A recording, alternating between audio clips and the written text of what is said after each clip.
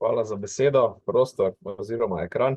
Pozdravljeni še z moje strani. Tako je nekako tukaj predstavljam dve organizaciji, Ekonomsko fakulteto in Združenje nabavnikov Slovenije oziroma njihov strokovni svet. Mnogi med vami ste že bili na naših skupnih dogodkih, marsikje, nazadnje na vplivu regulativna ESG na mesto Danfosa.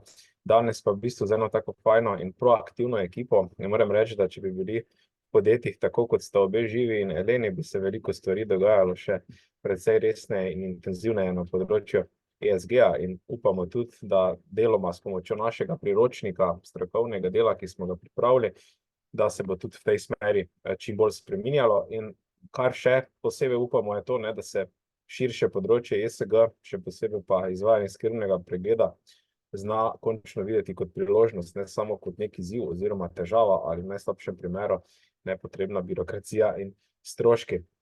Ja, pa da ne bomo začeli preveč pesimistično, dajmo z optimizmom in izzivi in priložnostmi, ki so pred nami. Jaz bom podelil ta ekran, da vidim, če bo šlo brez težav. Upam tako in upam tudi, da bom preglasil nekaj renovatorskih del, ki jih Elektro-Maribor opravlja te dni v naši okolici. Se bom zelo potrudil. Tako, dajmo to še na večji ekran. Superca. Ne bom vas dolgočasil preveč z mojo predstavitvijo, kot rečeno, z mnogimi se že poznamo.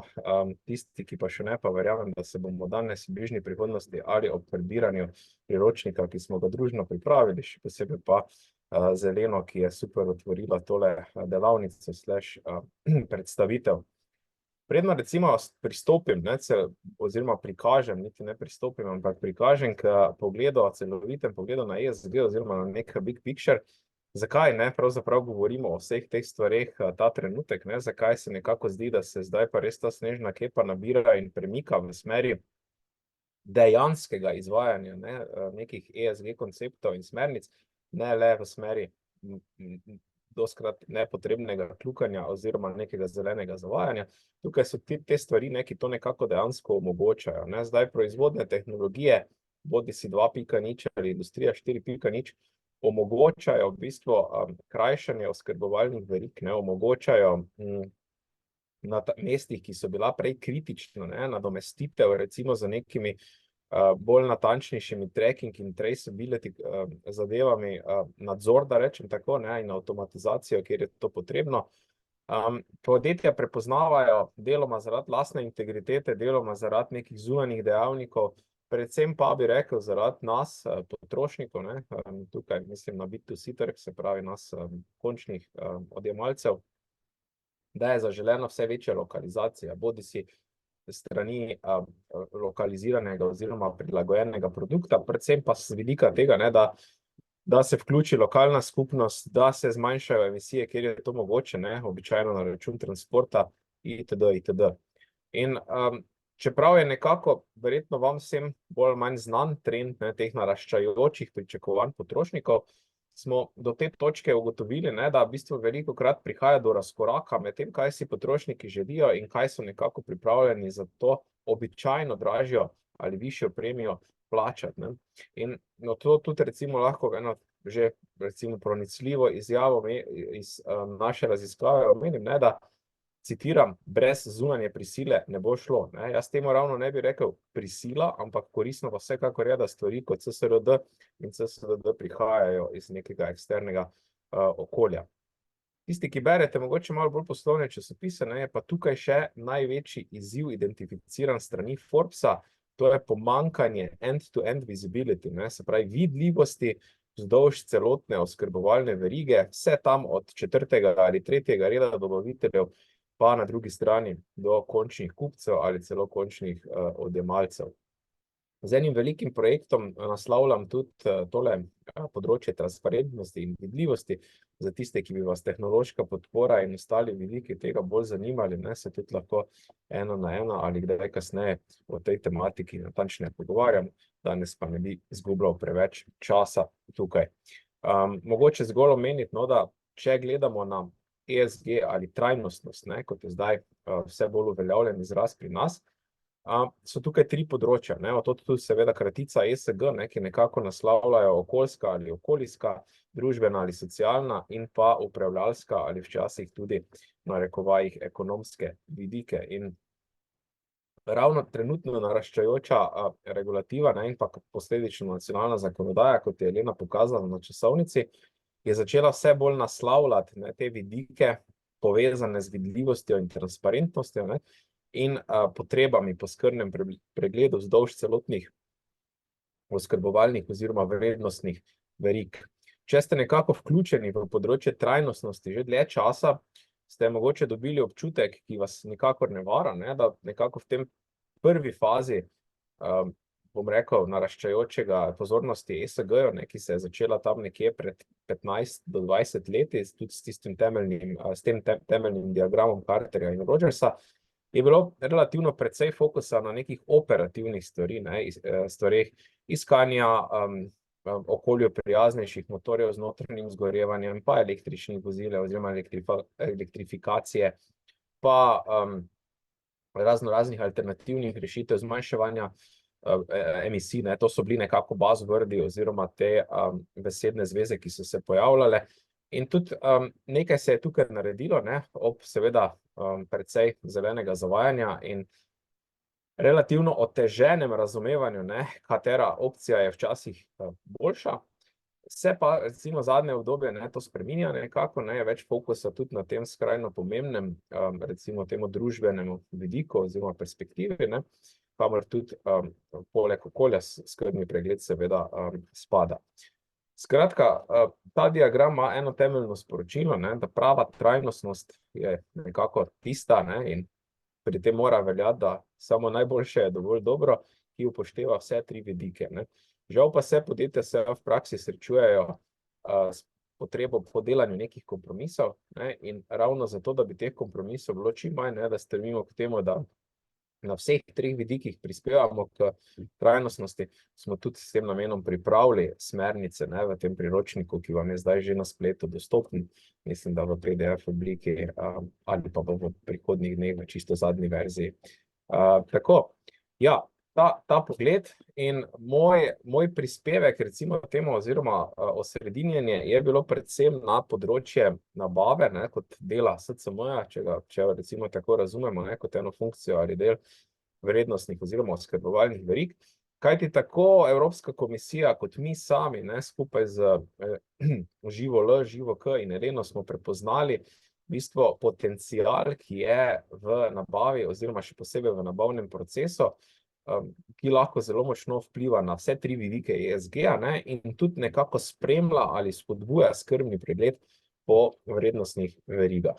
Tisti, ki še niste z nabavnim procesom v taki obliki seznanjeni, pa verjamem, da mnogi ste ali pa morda celo vsi, veste, da nabavni proces kot vsak proces sestoji iz nekih aktivnosti, inputov, outputov, odgovornosti običajno, ne, in eden takšnih je tudi prikazan tukaj, ker smo ga mi nekoliko nadgradili, mu pravimo razširjen nabavni proces. In če pogledate na vaše nabavne aktivnosti skozi ta tako imenovani razširjen nabavni proces, kaj hitro vidite, da je možnosti za vključevanje trajnostnosti ogromno, ne? Da ne bom skromen, bomo kar uporabili ta izraz. Začne se pravzaprav že pri sami seveda, nabavni proces se začne z neko potrebo, ki obstaja v podjetju, ne? Ampak vidite, da že pri samih specifikacijah lahko preko funkcionalnih in tehničnih daste precej močno sporočilo dobaviteljem, kaj mora biti narejeno drugače, ne?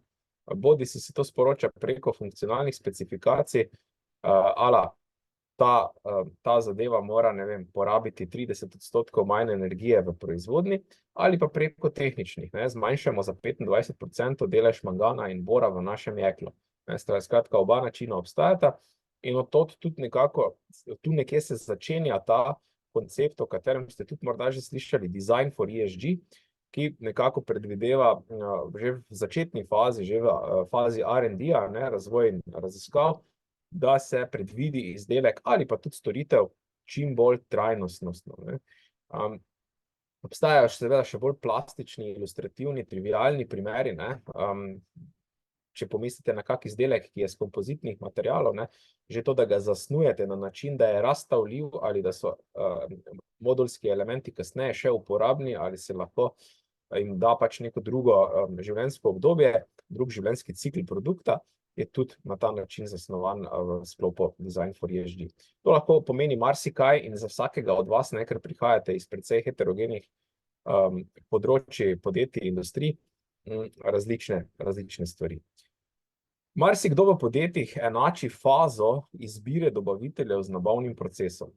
Izbira dobavitelja je verjetno za podjetja najpomembnejša faza nabave ali nabavnega procesa, ni pa to moč enačiti, ne, z nabavo ali nabavnim procesom. In v tej fazi je nekako najbolje vključiti ali pa najlažje vključiti neka načela ESG-ja. Zato prikazujem te karakteristike dobaviteljev, poleg tistih klasičnih stroškovne komponente, pretočnih časov, kvalitete in teh, ki jih pač podjetja uporabljajo, je tukaj seveda še moč vključiti neko družbeno odgovornost, kakšne certifikate, ki izkazujejo ustrezno ravnanje, code of conduct, ne, skratka en kup stvari, ki jim lahko seveda ustrezno dodate uteži, pomen, ne, v vaši izbiri dobaviteljev in na ta način demonstrirate, pa hkrati dejansko implementirate načela ESG. Ne. Enaka zgodba se lahko ponovi pri ocenitvi izvedbe, ne, kjer kvantificirate te parametre, da razvrstite recimo dobavitelje, partnerje, stranke, kogarkoli že, ne, in tudi na ta način potem ne ravno ocenite, ampak spremljate to učinkovitost stališča ESG. Da nismo le mi tisti, pa Evropska komisija, pa vi, ki ste danes z nami, ki se zavedate recimo temu vloge nabave pri nekem tako imenovanem sustainable sourcingu oziroma nekem trajnostnem naročanju in spodbujanju, omogočanju pravzaprav skrbnega pregleda vzdolž dobaviteljskih verig za večino podjetij. Je pa tukaj tudi International Standardization Organization pokazal, ne, da se pravzaprav zaveda tega pomena nabave pri spodbujanju, pa v nekaterih primerih omogočanju skrbnega pregleda po celotnih verigah in zato v bistvu že prihaja marsikaj tudi nekako z njihove strani na tem področju. Poleg teh standardnih certifikatov, ki so vam verjetno v podjetjih precej poznani, ne, od 9000 pa 14000, ki so bolj stebri v smeri preverjanja kakovosti pa zunanjih izvajalcev, pa še česa drugega, ki je pač za vas in vaše deležnike relevantno. So pa tukaj še tudi smernice ISO 20400, ki so pa neposredno namenjene, usmerjene, kakorkoli rečemo temu, v delovanje nabave. Tudi če nimate nabavnega oddelka, lahko vidite že iz tega snapshota, pravzaprav ne, spletne knjige, ki je na voljo na internetu, seveda prosto, da ISO 20400 smernice tangirajo praktično celo podjetje. Ne. Začne se v bistvu z ugotavljanjem splošne politike in strategije podjetja, kar si lahko preberete natančneje z smernicami v našem priročniku.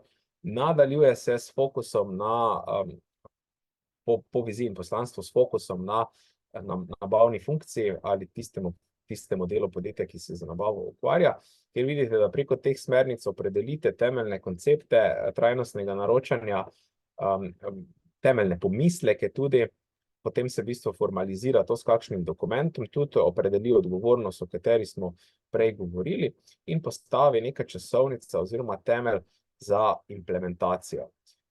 Nato tudi sama funkcija nabavna premisli nekako, ne, o svoji recimo vlogi in potencialni prerazporeditvi znotraj organizacije oziroma celotne vrednostne verige, tako da deluje čim bolj trajnostno.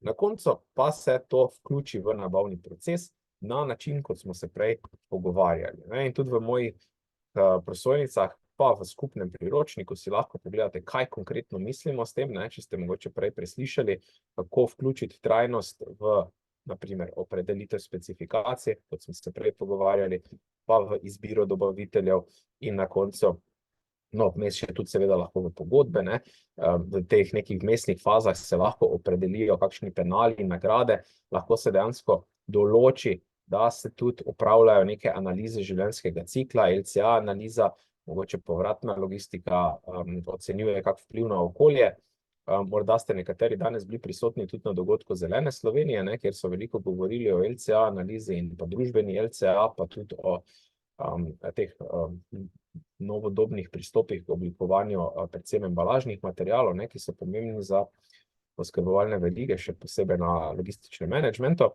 Skratka, vse te stvari se lahko vključijo, ne, in je pa seveda to še vedno ob vključitvi na ravni neke kljukice, ki je bila upravljena, ne, zadevo je pa treba dejansko tudi opraviti in izvesti res natančno analizo življenjskega cikla ni enostavno, zato imamo v Sloveniji tudi recimo certificirane strokovnjake, med katere se nameravam v prihodnosti tudi sam uvrščati na ta seznam, so pa že obstoječi, ne, ki v bistvu lahko vam pripomorejo zelo natančno te inpute pa outpute tekom življenjskega cikla produkta ali storitve ali nepremičnine ali proizvodne opreme, karkoli že pač je analizna enota, precej dobro oceniti, ne. In šele s pomočjo takih analiz, priznam, da sem malo pristranski, ne, kot magister strojništva, lahko pravzaprav res natančno rečemo, katera opcija je boljša, ne, sicer pa žal ostane zgolj pri kakšnih kljukicah in zapisih, je pa včasih treba k temu malo bolj rigorozno pristopiti. Verjamem, vidite lahko tudi s tem povezane stroške in izzive, ne, ampak končni rezultat ni le nek izračun in ugotovitev, ampak tudi ponuja priložnost, da potem izberete opcijo, ki je iz vseh treh vidikov ESG-ja nekako ugodnejša, ne, v narekovajih. Marsikoga tudi zanima, ne, v bistvu, kako pravzaprav meriti trajnostnost, ne, oziroma zagotavljanje načel in konceptov ESG-ja.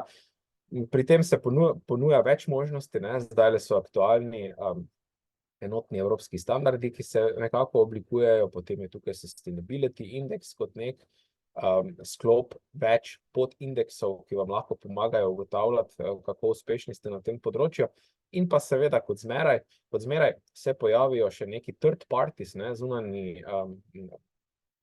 izvajalci, recimo temu. V tem primeru so to ESG ranking hiše, ne, ki vam pa tudi lahko po svojih nekih protokolih in pristopih pomagajo oceniti, kaj se pravzaprav pri vas pravilno, kaj pa še ne čisto pravilno izvaja. In kot nekako jedro našega priročnika smo pa želeli tudi dobiti uvide iz podjetij, v bistvu predvsem na obojestranskem nivoju, tako slišati z njihove strani, kaj so izzivi in priložnosti, kaj se dogaja, ne, pa tudi sami smo jim nekako zadevo predstavili. Zato smo izvedli več polstrukturiranih intervjujev s številnimi podjetji, ki so prisotni v Sloveniji in tujini, in pa tudi fokusno skupino za potrebe te naše raziskave. Dobili smo precej zanimive uvide, ampak najprej na začetku, da mogoče razložim, raziskava je bila nekako, oziroma protokol raziskave je bil nekako razdeljen na 3 dele. V prvem delu nas je zanimalo osnovno poznavanje, ne, v bistvu ne samo direktive CSRD, ampak nekako tega širšega področja, ki vam ga danes predstavljam. Tudi nekako oceniti to tako imenovano stopnjo zrelosti, o kateri pogosto govorimo pri deležnikih, ne, na kateri ravni so glede trajnostnosti in pa direktive trenutno. Potem pa seveda njihovo nekako oceno in našo pričakovano oceno vpliva, ne, predvsem z identifikacijo priložnosti, tako kot je prej Elena dobro omenila, ne, tukaj ne gre samo ta za podjetje centriran pogled, ne, ampak dejansko za odgovornost za preostale in odgovornost preostalih, ne, vse skupaj nekako nas je zanimalo. In pa seveda implementacija nastajajoče direktive in druge nastajajoče regulative skupaj z vplivom regulativ smo še ugotavljali, in to imate v priročniku zelo jasno in precej širše razdelano, da si lahko podrobno pogledate, kaj je teh, mislim, da 6 ali 7 sogovornikov iz različnih podjetij, oziroma sogovornikov je bilo več, podjetij je bilo 6 ali 7, povedalo. Nekaj na kratko, ne, kar smo identificirali, ker nas seveda kot vedno čas preganja. Na prvem mestu se je pojavil, ne, kot nek sklop potreba podjetij po večji vidljivosti in transparentnosti, ne, deljenju informacij v vrednostnih verigah. Točno to, kar smo tudi na začetku omenjali, se pravi, se lepo sklada teorija v narekovajih s prakso. Potem seveda boljše poznavanje, ne, nekih teh vzgibov, konceptov, priložnosti in izzivov za vse v vrednostnih verigah, ne, da se ne vidi samo kot neko nepotrebno delo, strošek ali potrata časa, ne, kar smo tudi uspeli tekom interakcij pokazati in ima se tudi podrobneje opisano v priročniku, kje so priložnosti in kje so te usmeritve k priložnostim. Tretji tak večji steber, ki se je pojavil, je pa implementacija in pa kako v bistvu vključiti vse deležnike na poti k skrbnemu pregledu. Poleg tistih tradicionalnih strategij po sourcingu, recimo, ki jo omenjam, da lahko podjetje direktno deluje z dobavitelji, da lahko deluje preko prvega reda dobaviteljev z ostalimi dobavitelji, še dajemo nekaj usmeritev in korakov, ki jih je tudi že Elena omenjala v tem večkrat omenjenem priročniku. Še 3 zanimive izjave, direktni citati, ki sem izbral iz te naše raziskave, Res je, začeli smo v bistvu z vidikom izzivov, kjer so podjetja izpostavila oziroma predstavniki, da bo potrebno zelo dobro pregledati delovanje vzdolž celotne vrednostne verige in da obstaja potreba, da ni to delovanje zgolj za to, da se vzpostavi skladno z zakonodajo, ampak tudi predvsem za to, da dejansko prispeva k trajnostnim ciljem. Še enkrat več izpostavljena je bila potreba po zunanjih motivatorjih oziroma pritiskih, če direktno citiramo, ki vsekakor spodbujajo te ukrepe in pa implementacijo ali pa zgolj razmislek v nekaterih primerih. In pa tudi smo spoznali nekatera zelo zrela, v narekovajih, podjetja, kot vidimo recimo tukaj.